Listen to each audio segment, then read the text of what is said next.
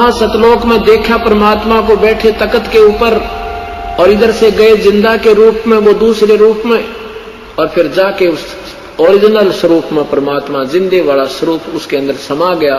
तब धर्मदास ने कहा, हे भगवान मुझे यही रख लो मेरे दाता, मुझे वापस मत भेजो, मुझे राख लो भगवान, मुझे वापस मत भेजो परमात्मा, वो तो बहुत बुरा हाल है।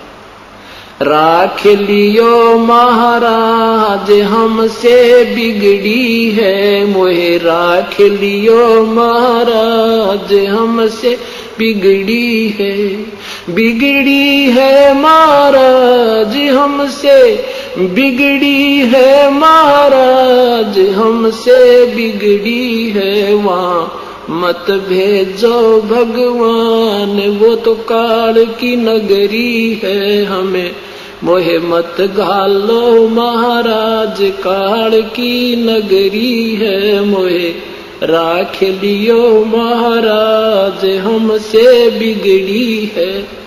क्या बताते हैं, वहां जाकर पता लग गया कि हम अपने पैर पे आपको आड़ा मार के गए थे। सब अन्य जो वहां रहते हैं हंस ने बताया कि तुमने गलती आपकी थी धर्मदास, तुम स्वयं स्वेच्छा से काल के जाल में फंसे थे। तो वहां पता लग गया कि भगवान हमारे से बिगड़ी है, हमारे से गलती हुई है, हमें क्षमा कर दो। तब परमेश्वर ने कहा, भाई धर्मदास ऐसे नहीं हो सकता, जिस प्रबल इच्छा से तुम हमारे पास यहाँ आए हो, इतनी ही प्रबल इच्छा तुम्हारी वहां मृतलोक में मेरे अंदर होगी, तब मैं लेकर आऊंगा। और तुम काल के जाल में फंसे उसके ऋणी होगे, उसके इस पृथ्वी रूपी विमान में, स्वर्ग रूपी विमान में तुम घूम रहे हो, उसी में आहार कर रहे हो, ये तुम्हारे ऊपर ऋण चढ़ गया है। अब जो मैं तुझे मंत्र दूंगा, दिया है, इसका जाप कर, अपना ऋण उतार, और फिर मैं तेरे साथ रहूंगा बेटा, घबराइए मत, ना तेरी भक्ति करवाऊंगा, ना यू काल तुम्हें भजन करने नहीं देता।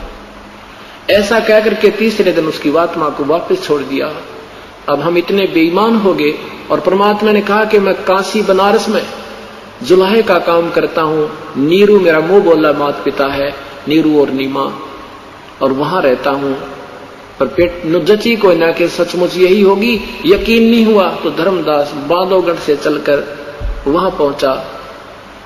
बनारस आए, बनारस में देखा उस झोंपड़ी में परमात्मा बैठे, चरणों में समर्पण कर दिया, हे भगवान सचमुच आप पूर्ण ब्रह्म हो। तो फिर